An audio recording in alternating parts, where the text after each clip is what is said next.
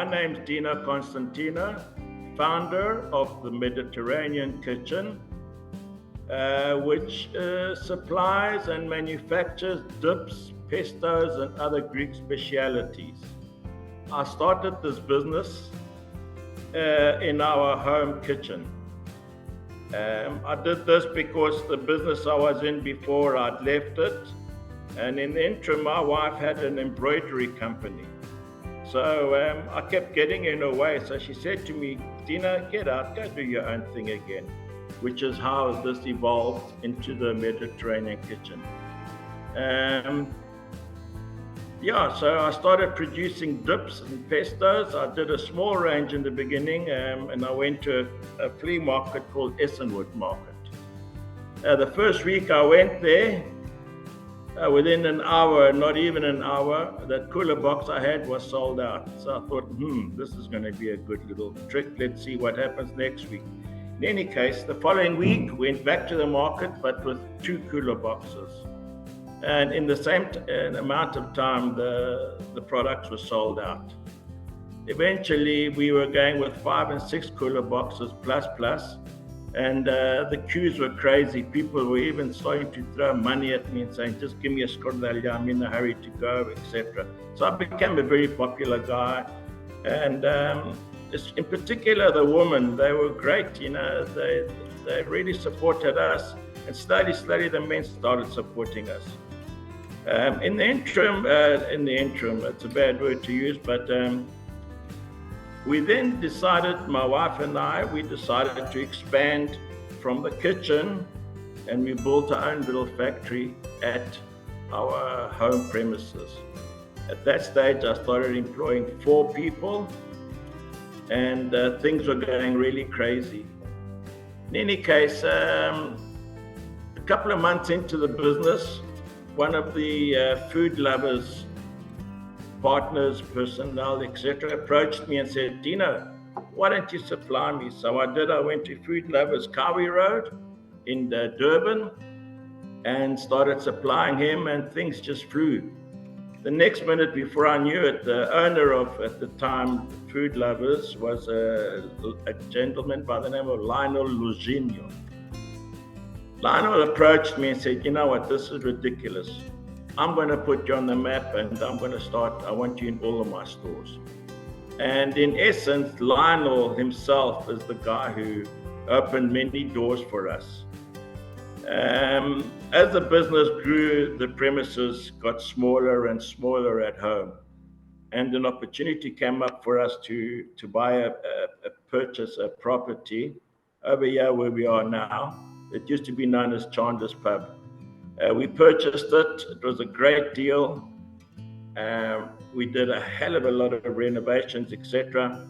And we got the proper Mediterranean kitchen going. We produced, I don't know, for about 2 years. But I come from the school of hard knocks. In other words, I worked hard. And I wasn't really looking to expand or to do anything. I was quite content with what I was doing. And then one day, I jokingly, I think it started as a joke, I said, come on guys, to my sons, why don't you guys take over and make something out of this? Because they're all highly educated. We have economists, we have actuaries, and they were working in their own field. And then the eldest, Alex, said, you know what, Dad, are you serious? I said, yes. So he spoke to my middle son, Michael, and Michael said, well, let's go for it, which meant that Alex had to leave where he was employed. But obviously the boys and the Uncle John, who's also a great businessman, had seen potential more than what I was seeing. And it was duly handed over to the boys. I made sure that all 3 boys received the business. Everything was signed over to them, the properties, etc. And the boys walked in, and in the beginning it was hard for me to let go, obviously for obvious reasons.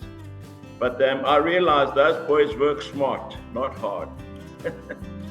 And we roped Angelo in. Michael decided to stay out of it and continue being like a sleeping partner. a financial advisor, being the actuary, etc., etc. And that's when I handed the business over to the boys, and they took it to a level of which it is today. My position in the company, I see myself as the founder, and my passion is building and repairing equipment. So I've stayed on in that sort of capacity, and obviously in every other avenue that the boys ask me to join in and assist, etc. So my name is Alex Constantinou. I am the current owner and CEO, if you will, for the company. However, that is together in equal partnership, really, with my other two brothers, Angelo and Michael. A slight correction to my dad's story. I was actually on my way to Canada at the time. So I left my job already from Pretoria. I used to work as an economic consultant in Pretoria. Before that, the Competition Commission at Department of Trade and Industry. And I had actually got my permanent residency for Canada. However, once we got there and saw everything, we realized it was too far, too cold, too expensive, and all our family is back home. So we kind of decided to not go to Canada, and we love South Africa so much we decided to stay. However, that did put me in a place of a bit of limbo. And one day during that time, I received a phone call from my brother Michael, who had spoken to my dad about me joining the company. So I was asked to come in and step in and take over the company together with my two brothers. So I thought about this and essentially gave my answer quite quickly, because I wasn't doing much at the time. I thought, you know what, let me do this. It's quite a good thing to do for the family, quite a nice thing to do to be able to work with the family and see if we can do something with this business, take it from where it is and turn it around and make a success of it. And sometimes you just need that outside help, someone from the outside to come into a business like this and really push it. And I thought, working together with my family, working together with my two brothers, would be quite a nice opportunity for the family to come back together in a way. Because at the time we were all very much in our own areas. I was very much in my own sphere up in Pretoria in my own career, and Michael elsewhere and Angelo elsewhere. So through this business, me and my brothers have grown much closer together, which is very nice. And we did. So that was it. So I got that phone call. In the end, I decided to go for it. We joined the company. The early phase of joining the company was quite, let's say, chaotic to describe the early days.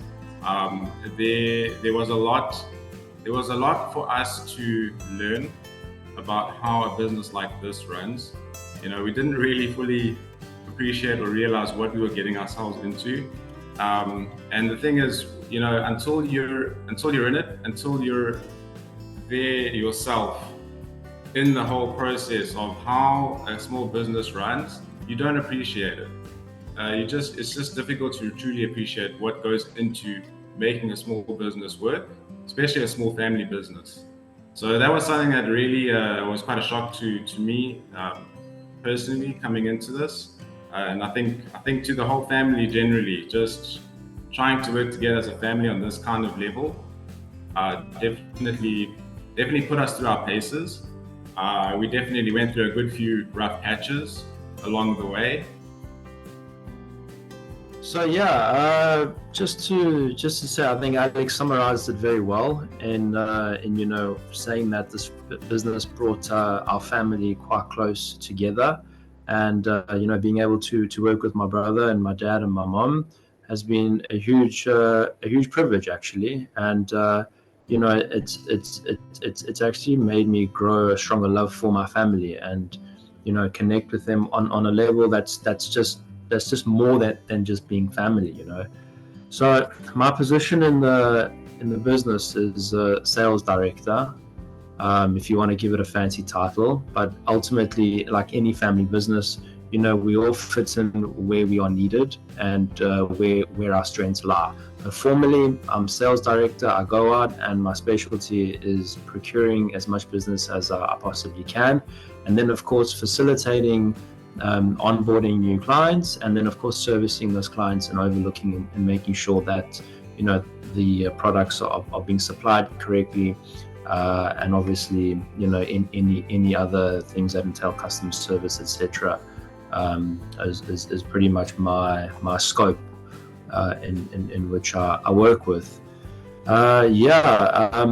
With me, it started off in two stages. So while Dad had started the Mediterranean kitchen, and he was supplying the markets, I was still in school and I was helping my dad out. Actually, he was doing two markets at the time, amidst other pop-up markets, in between.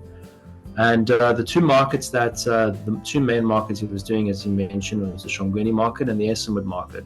What happened is those markets happened roughly at the same time on a Saturday morning, so he couldn't be at two places at once.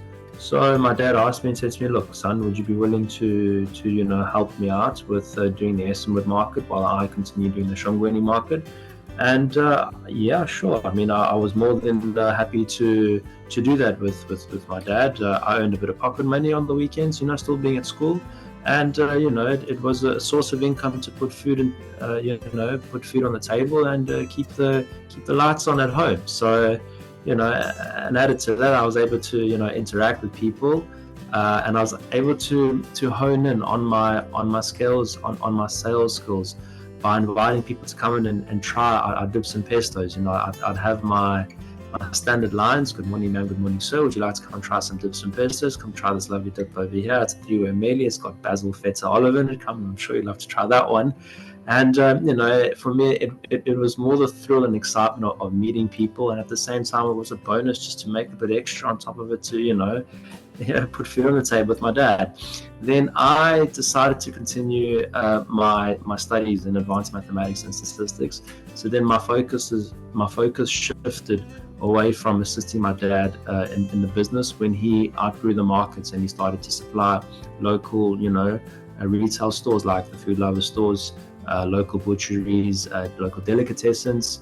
And then after progressing with my studies and finishing off, I ended up going into industry, and I worked in Johannesburg for a consulting company, consulted for mining companies. I helped briefly with some of the big banks in South Africa, doing some analytics on some of the projects that we were working on.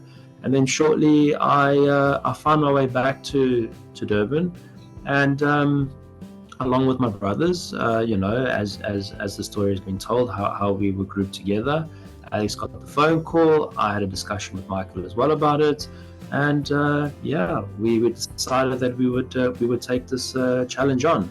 And as Alex, rightly pointed out, that in all families, not just in family businesses, we have our great moments and our amazing times, but we also have our rough patches. But at the end of the day, as long as we stick together, which we have, and we just focus and keep our heads down and continue our love of craft, which is what we are doing in the business.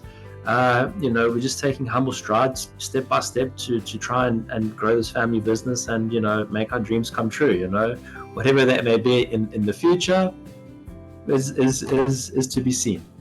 So that's just a bit of a short summary as to how I fit in the business. Thanks.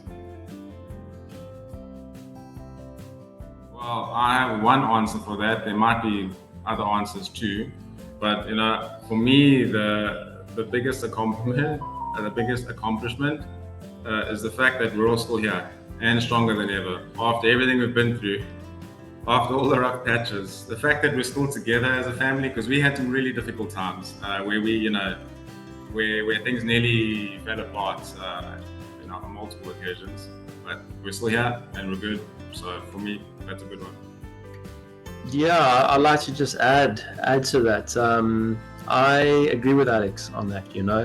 There were times in which, like any business, when you want to grow and you want to scale, from a small mom and pop into something that's a bit bigger, you've got to take a risk. That's just the nature of any business that you go through. And when you take risks and, tricky ones and difficult ones, there's always a heat in the kitchen, so to speak. And I'm quite grateful that, being under pressure and being in the heat, so to speak, that we didn't get out the kitchen, but we stayed in the kitchen. And we're all together still, and we're growing this business. And interestingly enough, I can say that again, if I go back to my family, my love for my family has truly grown from this experience. From saying things that we should never say to each other, to actually just being so excited to just being with each other and just taking on projects together. And the best thing is knowing that the people that you're working with are the people that truly love you and have your best interests at heart. So for me, that is one of the greatest achievements. For me to expand on what the two boys have just told you is going to be very difficult, because they hit the nail on the head. Family is an incredible institution. Without love, you got nothing. And we went through bad times, like the boys have said, but at the moment, since we came on board with each other, the love has just been so great. It actually frightens me at times how it's so easy to say to one of my sons, I love you, and knowing that it comes from my heart. It's not just to make them hear the word love. And Alex is nearly 40 years old. Am I right, Alex? Angela's just over 30. Michael's just in the middle. And it's so easy and so beautiful to see the boys, hug them and give them a kiss, and most people say, nah, that's a sissy thing. It's not. That is love. But what I want to add to their profound stories is that I feel, have developed a real good product. I would like to believe that in our industry, we are probably one of the top leaders. We've shown bigger companies that we are out there. And one thing that I've always known from, even when I had restaurants before opening this, is never, ever deny the quality for quantity. Yes, we're doing quantity, but the quality comes first. And that's also a very proud moment that we've kept it growing. And in particular, Angela spent a lot of time tweaking the recipes, if I may use that term. Although I'm the guy who did it all, doesn't matter, that means nothing. The boys have really done their job. So those to me are my profound loves for this business. The staff are also part of our family now. It's just so beautiful, I couldn't expand anymore. Cousin of mine, who's Michael's godfather, an exceptional businessman. We call him Uncle Daniel. I won't mention his surname in case it offends anyone. But he said to me, and he taught me, he says, Dino, when you're giving instructions, make sure they're short and sweet. Don't go on, for argument's sake, I told you to use that broom because it's going to clean better. Bang, I told you to use that broom. That's it. And he says you get a lot more response to short commands than you do with long commands. So that's basically what I've tried to do. Just keep it short, to the point, and it actually works. You should try it yourself. For me, the best advice I ever got was from my old manager in mergers and acquisitions back in competition commission days. There was a scenario where we had got our performance reviews done, and there was going to be a percentage increase based on that performance review. But at the same time, I got a promotion. What happened was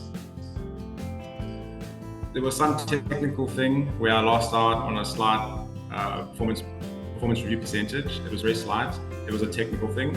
So I went to my boss with this and I said, hey, look what happened here. And he basically turned around and he just kind of looked at the situation. He understood what I was telling him. And he said one thing to me and it stuck with me. He said, don't chase money. And I thought to myself right there and then, you know what? He's so right. He told me, just stay focused on doing good work, okay? And the rest will follow. So for me, I took that to heart right there and then. I really did think, he's so right about that. And I've taken that with me, and when I came here to Mid Kitchen, it's still with me. We don't chase money. What we do is we focus on making a good quality product that customers enjoy, and the rest comes from that. And that's how we do it. The best advice that I have been given is short and sweet, and that is to utilize the resources around you. When it comes to a small business that is growing and you don't have large funds and many resources to work with, you have to sit down, you have to assess and see what it is that you have that you can make a business grow and take things to the next level. The resources are finite, so utilize the resources around you and make it happen. Added to that, one other thing I can say is, like Alex said, remain humble, okay, and have humility and enjoy the journey of entrepreneurship. If you're in entrepreneurship purely and solely just for the money, for the fame, or for the status, or trying to be somebody who you're not, you'll always be miserable. So that to me is short and sweet advice that I've carried with me throughout this business and this journey. The biggest challenge at the Mediterranean Kitchen for me was, like I mentioned before, was letting go. It's a hard knock just to let go and let the boys run the business. I mean, I did give it to them, but being from the old school, it was very difficult. But eventually, through tears of joy and tears of sadness and numerous confrontations, I realized the boys were right every time. And eventually I let go. And since I did that, it's just been a smooth sailing. With whatever they ask, they get. Whatever I ask, I get. And it's nice walking into a family-owned business and just seeing that everything's working smoothly. And that was one of the biggest challenges that I overcame in this business.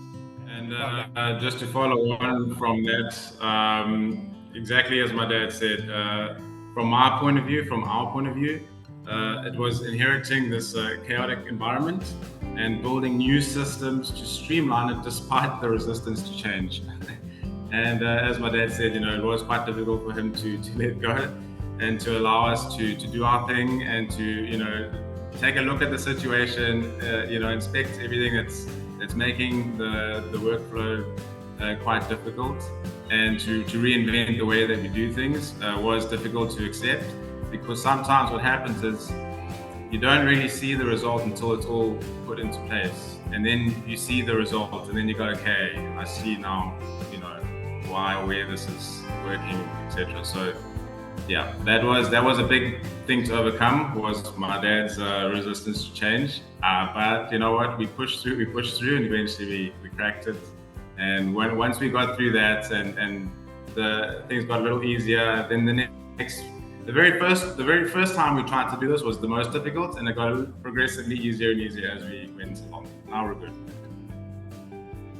I think the biggest challenge from our perspective was, when we first assessed this business and realized that, again, it truly was a mom and pop that was just supplying a handful of stores, and then formalizing the structure of the business so that we could scale it and take it to the next level and supply, as many stores as we are doing right now, well over, say, 20, 30 times the amount of stores that we, started when we first took over this business. So that pretty much what to me was the difficult part. And I mean, things like Alex said, when it came to, formalizing the way in which we would streamline our production line, and we would have more designated roles and more tasks assigned with more specific functions to them. trying to have, everybody come together, like Alex, like myself, my mom, my dad, and saying, look, Angelo, you'll, lead on the sales side of things. Dad, you'll lead over in, production side of things. Alex, you'll lead over and be the overall leader, CEO of the business. Mom would like you to obviously look after the bookwork and the accounting side of stuff.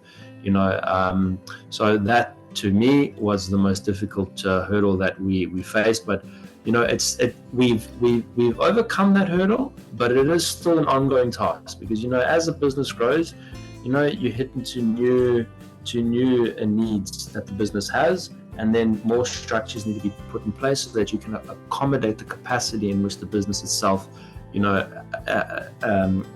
has going forward. The one way we've kept the team motivated is the sort of constant improvement to the workflows and their work environment in general. So, the staff get happier and happier the more improved the environment is and the workday goes. In the very early stages, like I said, it was quite chaotic, and it left people maybe a little confused as to what their roles were within the workday. They may have almost like maybe got some flack for things that might not have necessarily been their fault, all those kind of things. And once we define more clearly, like Angelo said, more clear roles for the staff, the team, and improve those workflows and got that work environment constantly improving, it really does go a long way to keeping the staff motivated. We've even had a very recent one that came up where on occasion the staff were leaving a little later than usual, and then we took a look at that and reassessed why that was happening, and we sort of reinvented the entire workflow again related to that particular issue. And once we solved it, the staff were much happier again, and everything seems to settle down again. So yeah, keeping the team motivated really does come down to just creating a good work environment for them, and keeping it improving as much as possible whenever you can. One of the biggest motivations for me in particular, and I'm almost 99.100,000% sure that the boys will agree on me, is the way the business has grown. From one little, now we're talking about the factory side, from one little part that I built, the boys have added on 2 other parts. It's the office upstairs and the change room. They purchased those properties as well. But it's not just the building growth, it's the actual equipment growth. And this all came about by the extreme hard work. And I'm not trying to blow bubbles up Alex's, is the GFSI. The HACCP and all that, the hard work that all the boys put in as well, absolutely. And by having achieved the GFSI certification, our whole model had to change, i.e. refrigeration, sanitation, blue zone, green zone, yellow zone. And at the moment, as we are talking now, we are expanding on one of our cold rooms. So it's a massive expansion project. We're also expanding on the way we wash our vegetables with new type of ideas and equipment. We just want to get to the top that we can. And I think the boys will agree, if we have to continue expanding, we're running out of space, which is a good thing and a bad thing. But we'll see what the future brings. That is, to me, very profound. And I want to tell the boys, I love you so much. Well done, Alex. Well done, Angelo. Proud of you. Honestly speaking, it's the coffee machine at work. You go to work, you have a nice experience of coffee and get the day started. Look, okay, in all fairness, what motivates you the most, okay, and I think the others can agree to just put it in a nice bow, is when you are in this journey that we're on right now, and you can't see the end in sight in terms of the growth and potential that you have.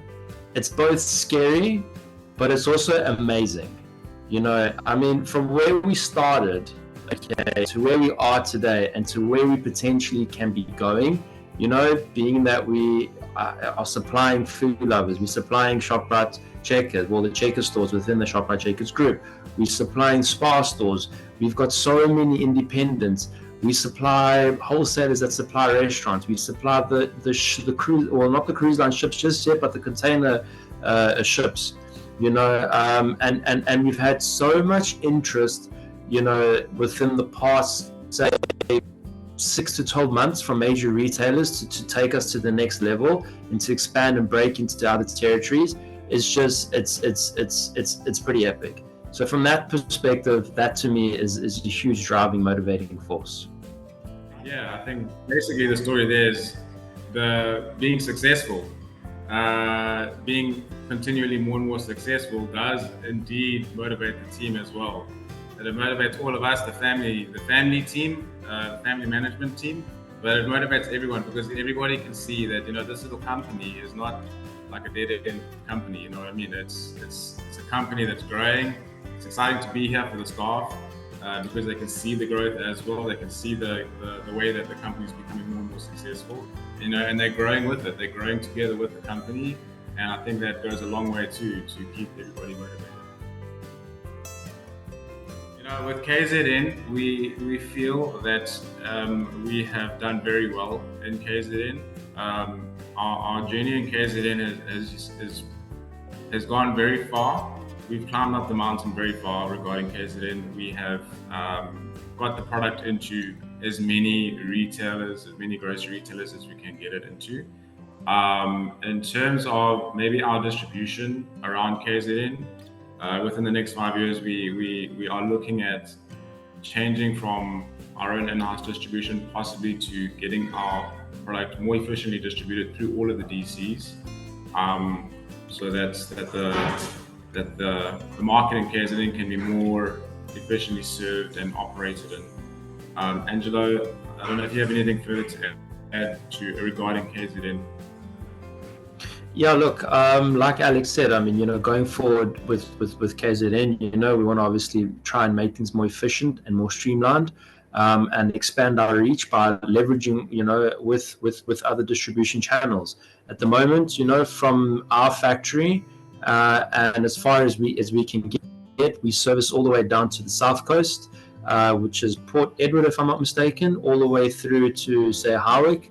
And then, you know, up to the north coast, all the way through to Salt Rock. So, you know, we supply most of the major retail outlets that there are, you know, and yeah, the next step for us is to leverage on other distribution channels to take the product further. Another side of the business, so the business is broken into two major streams. The first major stream and the strongest major stream by a long shot is the retail side, in which we do our smaller tubs, you know, which you can buy from supermarkets. And then the other side of the business, which we really want to start growing and expanding on, is the bulk. So I'm hoping that, you know, going forward, we would be able to send our products out through more wholesaler distributors, and you'd see it in a lot more restaurants and a lot more catering companies. And more cruise liners and more ships, really. If we're going beyond KZN, then yeah, we are absolutely 100% looking at servicing new areas, new regions. Obviously, the main ones being the Western Cape and Gauteng. We are looking into those regions. We are essentially bursting at the seams here in KZN, and we know that those other provinces are very hungry for our product as well. You know, we've received very positive feedback from some of the retailers in those regions, and we are working on getting into those regions with them as we speak. I'll let Angela go into a little bit more detail there. Yeah, look, I think Alex, you know, summarized it pretty well. Going forward, definitely, we want to break into, like Alex said, the Western Cape, and hopefully start servicing, you know, more stores within the ShopRite Checkers group, the Spar group, and anybody else who of course is interested. Same within Gauteng. You know, we also supply outside of South Africa. We've got a client in Seychelles, who purchases from us, and they arrange and facilitate all the transportation from Durban all the way through to the Seychelles via air freight. So this product that we have, it's a nice, although it's not our biggest client, it is a nice client to have, and it just shows that this product has potential to travel across, through air freight, and in essence go anywhere. I mean, the product goes from Durban, from little KwaZulu-Natal. It goes all the way through to Qatar in the Middle East, and then from there it goes all the way down to the Seychelles. And the customers keep on ordering every month without fail. Thank God, they keep on ordering from us, and they order quite a general amount, quite a nice size, and it makes that long journey. So my thinking is, if you can make it through to the Seychelles, being in transit for so long and going through the aircraft, in essence, it can make it anywhere in the world. So yeah, truly going forward, the vision is, of course, to take it on a nationwide scale, focusing on those two regions, the Western Cape and Gauteng, which have showed the most interest for our product, and the two next biggest regions that have quite a lot of economic activity within South Africa. And then, of course, taking it step by step within a humble stride, seeing if it can expand and go anywhere else. What inspires me is our family's livelihood. That is one of the big reasons why I'm here, and that's what keeps me going. Just being here, being able to help with that, and ensuring that everyone's livelihood is secure as much as possible through the efforts here at the business. I think for me personally, even though it was a rocky start, is to leave the legacy behind.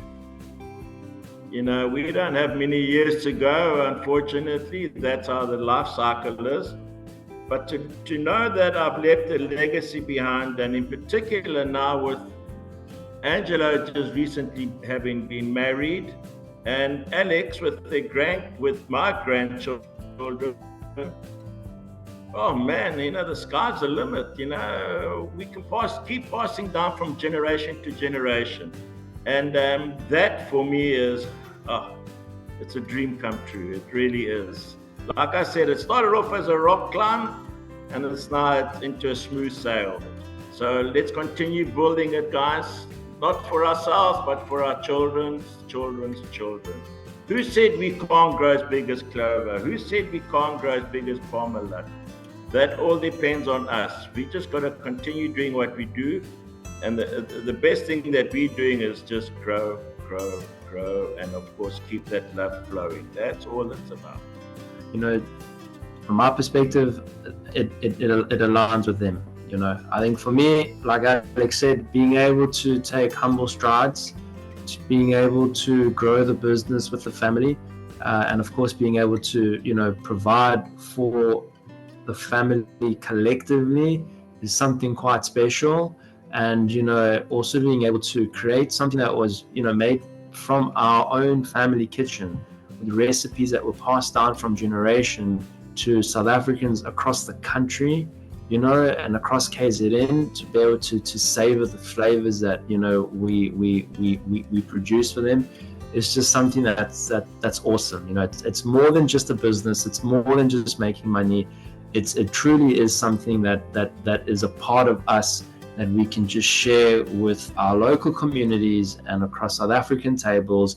And at the end of the day, we're a family business, and when we make that sale is providing for our family, and that to me is more than enough inspiration than I would ever need. When I owned restaurants, the one motto which was formulated, I know it sounds silly and simple, was by a past friend of mine. I called him a brother, was Eugene. Eugene was a great man. Unfortunately, he was called up to the higher levels. But he always said, Dino, never, ever, ever, and I've mentioned it before, is throw out your quality for quantity. And he's been right all along, you know. Quality is paramount. Quantity is also very good, make no mistakes. But quality is definitely. So my thought on that is never, ever, ever compromise your quality for quantity. That's the motto I'd like to live by. And of course, keep on loving each other. That's a great thing. Just haven't praised my wife, the boy's mother, enough. She's really trying hard, and not only to do the books, but also to keep the house together as well, you know. And yeah, she's a great asset to this business. She's definitely part of the formula here. And there's one or two other people involved. Their uncle, Marie's brother, John Manalakis, his advice has always been quite very valuable. And my late brother-in-law, Peter Limporis, his advice was great. He was a great businessman. So there's a lot of people involved in this close-knit family. It boils down to family.